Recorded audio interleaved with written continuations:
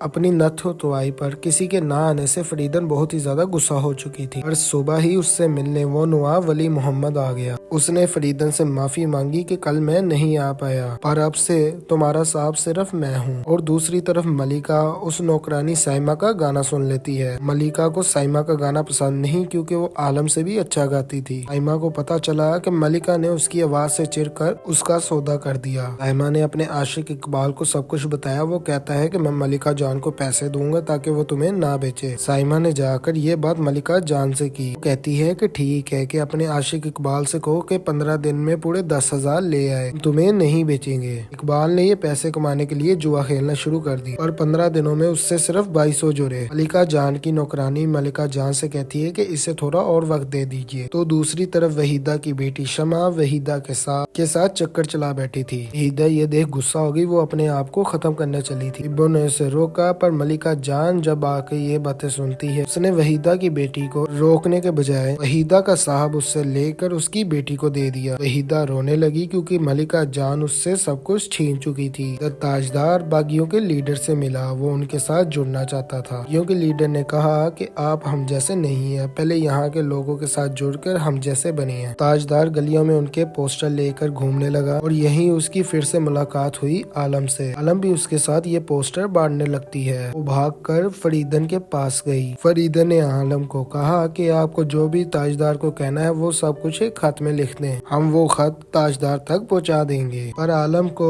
فریدن کے خوابگاہ سے نکلتے ہوئے ببو جان اور باقی سب لوگ دیکھ لیتے ہیں۔ ببو نے عالم سے پوچھا کہ تم وہاں کیا کرنے گئی تھی؟ عالم ببو کو تاجدار کے بارے میں بتا دیتی ہے۔ ببو نے کہا کہ یہ خط ہمیں دیجیے، یہ خط ہم تاجدار تک پہنچا دیں گے۔ ببو جان وہ خط کتاب والے کو دیتی ہے، اور وہ خط آگے تاجدار کو دے دیتا ہے۔ پر دوسری طرف پولیس آفیسر کارٹرائٹ سے ملنے پہنچا، وہ دوسرا آفیسر ہینڈریلسل، جس نے 25 سال پہلے ملکہ جان کا کیس بند کیا تھا۔ وہ کارٹرائٹ کو کہتا ہے کہ کیس چھوڑو اور ان باغیوں کو پکڑو۔ کارٹرائٹ فریدن کو بتاتا ہے کہ وہ کیس والی فائل جس میں سارے ثبوت تھے وہ کہیں بھی نہیں مل رہی۔ فریدن نے کارٹرائٹ کو کہا کہ آپ ثبوت چھوڑو، ہمارے پاس ملکہ جان کے خلاف ایک گواہ ہے، اور یہ گواہ کوئی اور نہیں خود وحیدن تھی۔ پر وحیدن یہاں کارٹرائٹ کے سامنے کچھ نہیں بولتی۔ وہ اکیلے میں فریدن کو کہتی ہے کہ ہم تب بولیں گے جب ہمیں یہ خوابگاہ ملے گی۔ ادھر تاجدار کو پتہ لگا کہ اس کے پتا ان کے ہوٹل میں آفیسر ہینڈریسن کی ایک پارٹی آرگنائز کر رہے ہیں، اور تاجدار کے پتا کو بھی اس کے باغیوں سے ملے ہونے کا پتہ لگ گیا۔ تاجدار نے جس ہوٹل کے ہال میں پارٹی ہو رہی تھی اسی کے بغل والے ہال میں ایک باغیوں کا پروگرام آرگنائز کروا دیا۔ تاجدار کے پتا یہ دیکھ غصہ ہو گئے کہ اگر انگریزوں نے یہ سن لیا تو وہ ہمیں کبھی بھی نہیں چھوڑیں گے۔ ببو جان بھی یہاں سے نکل اس آفیسر ہینڈریسن سے ملی اور اسے اپنی باتوں میں پھنسانا شروع کر دیتی ہے۔ ببو جان ہینڈریسن کے قریب آنا چاہتی تھی تاکہ وہ اس سے پولیس کے باغیوں کے خلاف بنے پلانز کو جان سکے۔ دوسری طرف پولیس صاحبہ کے عاشق اقبال کو جوا کھیلنے کے جرم میں پکڑ لیتی ہے۔ اقبال نے بھاگنے کی کوشش تو کی،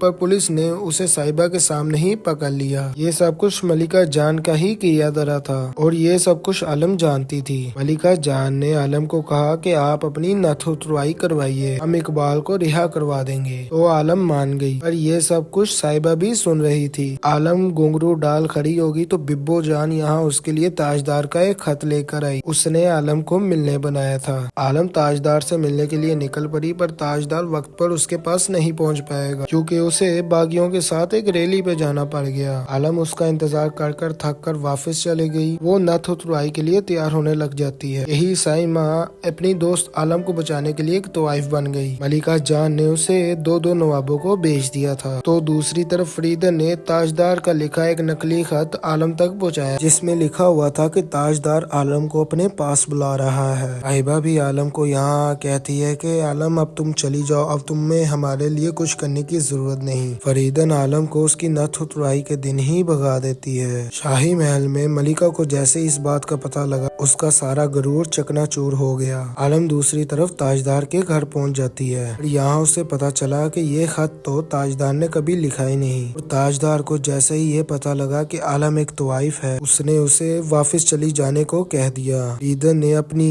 اس چال کی سفل ہونے کی خوشی میں پارٹی رکھی، تو خوابگاہ کے سامنے شاہی محل میں سب لوگ شوق منا رہے تھے۔ ابھی تاجدار اپنے گھر سے باہر نکلتا ہے اور عالم کو کہا کہ چلیے میں آپ کو آپ کے گھر چھوڑ رہا ہوں، اور عالم आलम हीरा मंडी वापस से नहीं जाना चाहती तो ताजदार उसे अपने घर ले गया। वो बस आज रात ही आलम को यहाँ रख सकता है, सुबह होते ही आलम को यहाँ से निकलना होगा। पर सुबह आलम को ताजदार की दादी ने पकड़ लिया। ताजदार को सबके सामने झूठ बोलना पड़ा कि आलम उसके दोस्त की बहन है। उन दोनों की लव स्टोरी यहाँ से और आगे बढ़ी। यही दूसरी तरफ वहीदन बड़े दिनों बाद आज मुजरा करने वाली थी। वो उसी ऑफिसर हेडसन की पार्टी में पहुंची। वहीदन यहाँ हेडसन को अपना नया साहब बनाना चाहती थी, और बीच में बिब्बो जान आ गई। बिब्बो जान हेडसन को साइड में ले जाती है। वहीदन उनके पीछे गई। वहीदन बहुत ही ज्यादा गुस्सा हो जाती है क्योंकि फिर से एक बार उसकी खुशियाँ उससे छीन ली गई। वहीदन सीधा ख्वाबगाह जाती है। उसने फरीदन को कहा, लाओ उस ऑफिसर कार्टराइट को, हम मलिका जान के खिलाफ गवाही देंगे। और फरीदन कहती है कि अब गवाही से कुछ नहीं बनेगा, हमें मलिका के खिलाफ पुख्ता सबूत चाहिए। तो वहीदन ने कहा कि हमारे पास उन सबूतों की पूरी फाइल पड़ी हुई है। दूसरी तरफ से आलम और ताजदार की दादी दोनों बाजार गए। यही उन्हें देख लिया उस उस्ताद ने। वो सीधा जा मलिका जान को ये खबर मलिका जान को दे देता है। मलिका जान अगले ही दिन ईद का तोहफा ले ताजदार के घर पहुंच गई। वो आलम की सच्चाई सबको बता देती है कि ये लड़की हमारी बेटी है। तो ताजदार ने भी सबके सामने कबूल किया कि वो आलम से प्यार करता है। ताजदार आलम को वापस हीरा मंडी नहीं जाने देगा। मलिका जान ने ताजदार के सामने एक शर्त रखी कि चलो देखते हैं कि आप आलम को इस घर की बहू बनाओगे या हम उसे शाही महल की हजूर। मलिका जान ये कह वहाँ से चलेगी तो ताजदार के पिता ने ताजदार को अपने घर से निकाल दिया। वो और आलम उनके पुराने घर पर पहुंचे जहाँ उनके कुछ रिश्तेदार भी रहते थे। दूसरी तरफ वहीदन वो फाइल लाकर फरीदन को दे देती है। वो दोनों फाइल लेकर कार्टराइट के पास जाने लगे और उन्हें पता लगा कि कार्टराइट तो 15 दिनों के लिए कराची गया हुआ है। तो इधर मलिका जान को उस नवाब जुल्फकार से फरीदन की कुछ फोटोज मिली और खबर मिली कि फरीदन की 14 साल की उम्र में ही एक आदमी से शादी हो गई थी, पर वो उसे मार कर किसी और के साथ भाग निकली। फरीदन ने ऐसे ही कई लोगों को फंसा के अपने काम निकलवाए। उसके नाम से हर शहर में पुलिस केस खुले हुए थे। मलिका जान ये फोटो लेकर सीधा फरीदन के पास जाती हैं। तो फरीदन ने मलिका जान को उसकी फाइल के नाम पर धमकाना शुरू कर दिया, और जैसे ही मलिका जान उसकी फोटो सामने लेके आई फरीदन सहम गई। अब वो मलिका जान की फाइल पुलिस को नहीं दे सकती क्योंकि अगर मलिका जान ने उसकी फोटो पुलिस को दे दी तो फरीदन को अपने एक साहब को जान से मारने के जुर्म में जेल हो जाएगी। फरीदन वहीदन को फाइल वापस कर देती है कहकर कि इसमें मलिका जान के खिलाफ कोई सबूत नहीं। वहीदन अब ना यहाँ की रही और ना वहाँ की। उसे जाकर मलिका जान से फी मांगनी पड़ी। अगले दिन बिब्बो जान को उस ऑफिसर हेडसन के पास बैठे पता लगा कि ये लोग बाहर से बारूद लाए हैं। ये खबर ताजदार को मिली। वो बागियों के कामों में पूरी तरह जुट चुका था और बागियों के काम के साथ साथ वो यहाँ आलम के साथ शादी करने को तैयार है। दोनों अगले हफ्ते शादी करने वाले थे। इसके बाद ताजदार और सभी बागियों ने प्लान बनाया। वो लोग अंग्रेजों का ये सारा बारूद चुराएंगे। ताजदार ने बड़े बड़े पुलिस ऑफिसर्स को अपने घर पार्टी पे बुला लिया ताकि कोई शक ना करे कि वो बारूद की चोरी में जुड़ा हुआ है। यहाँ कार्टराइट के साथ फरीदन भी आई। आलम को मिलने ऊपर चली जाती है। रास्ते में ही उसकी नजर पुलिस की बेस के नक्शे पर पड़ गई। वो समझ गई कि ताजदार बागियों के साथ मिला हुआ है। ताजदार भी इस वक्त बाकी बागियों के साथ मिलकर बारूद चुराने पहुंच चुका था। वो लोग सारा बारूद चुरा कर भाग निकलते हैं। बारूद चोरी होने की खबर सीधा कार्टराइट को मिली। फरीदन कार्टराइट को कहती है कि मुझे पता है कि ये सब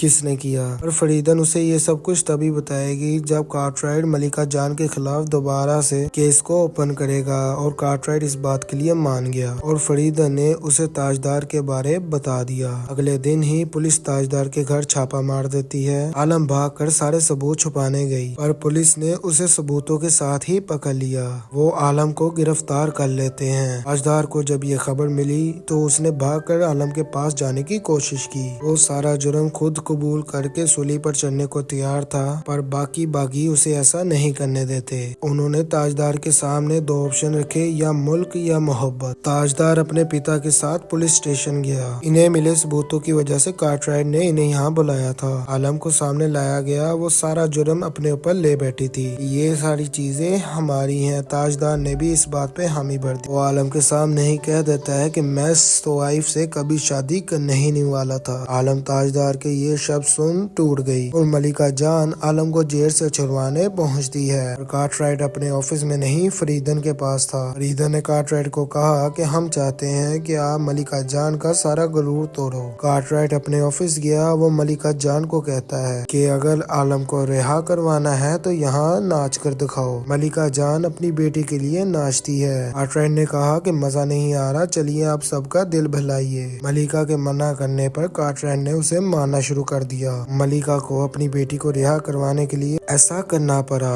اور یہاں سارے آفیسر اپنا دل بہلاتے ہیں، پر جیسے ہی کارٹرائٹ نے یہ سب فریدن کو بتایا تو وہ غصہ ہو جاتی ہے کہ ہم نے آپ کو اس کا غرور توڑنے کو کہا تھا، عزت لوٹنے کو نہیں۔ فریدن کو اپنے کیے کا پچھتاوا ہونے لگا۔ ملکہ جان پر بھی اس چیز کا بہت گہرا اثر ہوا تھا اور وہ بھی ٹوٹ چکی تھی۔ ملکہ جان نے عالم کو کہا کہ دیکھ لیا آپ نے اپنی محبت کا نتیجہ۔ جان کو پتا لگا کہ عالم زیب پیٹ سے ہے اور اس بات کا تاجدار کو نہیں پتا تھا۔ وہ جان اگلے ہی دن تاجدار کو یہ سب بتاتی ہے۔ اسے جیسے اس بات کا پتا چلا وہ اپنی دادی کے ساتھ ہیرا منڈی اپنی شادی کا رشتہ لے پہنچ گیا۔ ملکہ جان بنا شرمندہ کرے کیسے چھوڑ دیتی۔ ملکہ جان نے ان دونوں تاجدار اور اس کی دادی کو شرمندہ کیا اور ان کے رشتے کو بھی ٹھکرا دیتی ہے، اور تاجدار کی دادی کی ریکویسٹ کرنے پہ ملکہ جان مان گئی۔ اس نے صاف طور پہ کہا کہ اس دن بارات لے کر آ جائیے گا ورنہ عالم مجرے پر بیٹھے گی۔ عالم کی شادی کا کارڈ فریدن کے پاس پہنچا۔ عالم کی شادی کی تیاریاں زوروں شوروں سے شروع ہو گئیں اور تاجدار کا پتا اس چیز کے خلاف تھا۔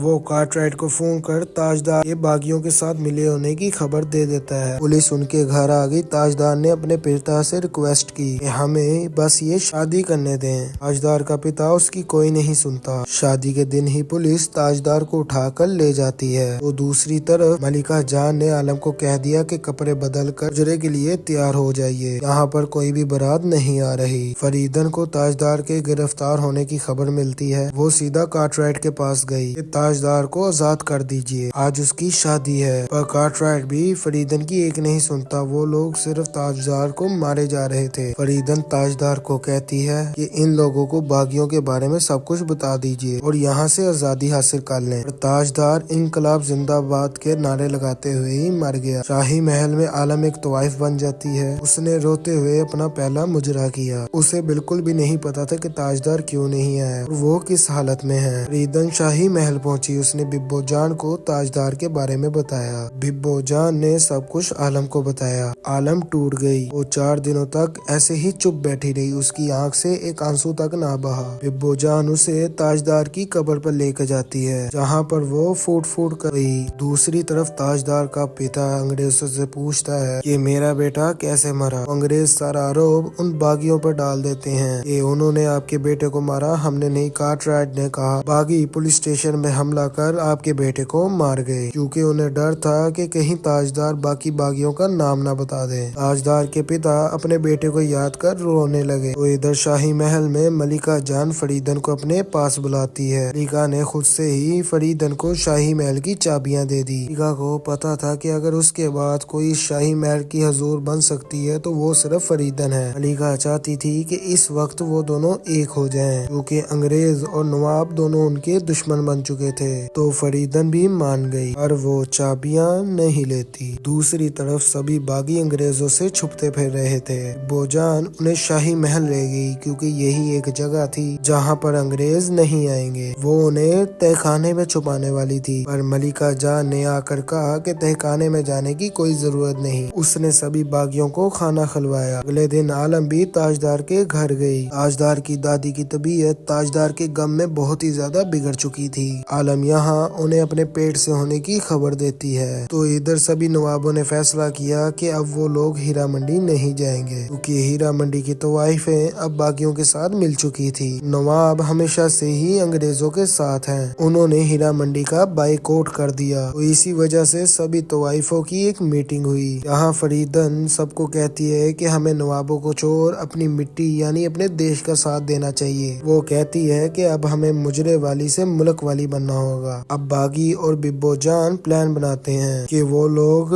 انگریزوں کے اس بڑے آفیسر ہینڈرسن پر حملہ کریں گے۔ ببو جان نے اگلے دن جہاں انگریزوں کی ایک کانفرنس میں ہینڈرسن پر حملہ کر دیا، وہ اسے گولیوں سے مار دیتی ہے، پر اسی کے ساتھ ساتھ ببو جان کو بھی گرفتار کر لیا جاتا ہے۔ یہ خبر جیسے ہی ملکہ جان کو ملی تو اس کا سینہ گرف سے چورا ہو گیا کہ میری بیٹی نے ایسا کیا۔ وہ بھی فیصلہ کر لیتی ہے کہ اب ہیرا منڈی پر محفل آزادی کے بعد ہی جمے گی، پر جیل میں ببو جان کو مارا جا رہا تھا، اسے باقی باغیوں کے نام پوچھے جا رہے تھے، پر وہ کچھ بھی نہیں بولتی۔ فریدن یہ خبر شاہی محل میں پہنچاتی ہے کہ انگریز ببو جان کو پھانسی پہ چڑھانے والے ہیں۔ فریدن کہتی ہے کہ ہمیں کچھ کرنا ہوگا، پر ملکہ کو اپنی بیٹی پر اور گرو ہو رہا تھا کہ اس کی بیٹی ہیرا منڈی کی پہلی شہید کہلائی جائے گی۔ ان سبھی نے بھی فیصلہ کیا کہ وہ لوگ بھی کرفیو توڑ کے لاہور کی سڑکوں پر اتریں گی۔ تو ادھر وہ استاد عالم کے پاس پہنچا، اس نے اسے کہا کارٹرائٹ تمہارے ساتھ ایک رات بتانا چاہتا ہے۔ یہی ایک ایسا موقع تھا جب عالم کارٹرائٹ کو مار تاجدار کی موت کا بدلہ لے سکتی تھی۔ جہاں ایک طرف ہیرا منڈی کی سبھی طوائفیں آزادی کا گانا گا سڑکوں پہ اتری، دوسری طرف عالم استاد کے ساتھ کارٹرائٹ کے پاس گئی۔ ببو جان کو بھی مارنے کے لیے لایا جا رہا تھا۔ انگریزوں نے طوائفوں کو بھی مارنا شروع کر دیا، طوائفیں پھر بھی آگے بڑھی اور یہاں کارٹرائٹ عالم کی طرف بڑھا۔ دیوار کے ایک طرف ببو جان تھی اور ایک طرف سبھی طوائفیں۔ انگریزوں نے ببو جان کو مارا، عالم نے کارٹرائٹ کو۔ تو دوستو اسی کے ساتھ یہ سیزن یہاں پر ختم ہو جاتا ہے۔ یہ سیزن آپ کو نیٹ فلکس میں ہیرا منڈی نیم سے مل جائے گا۔ یہ ویڈیو ہیرا منڈی سیریز کی ایکسپلینیشن کا پارٹ 2 تھی۔ اگر آپ لوگوں نے اس سے پہلے پارٹ کی ایکسپلینیشن نہیں دیکھی تو میرے پیج میں آپ اس کو بھی دیکھ سکتے ہیں۔ اسی کے ساتھ اگر آپ لوگ میرے چینل پہ نئے ہیں تو میرے چینل کو لائک کر دیں، چینل کو سبسکرائب کر دیں اور بیل آئیکن کے بٹن کو دبا دیں۔ اپنا خیال رکھیے گا۔ Thank you and take care.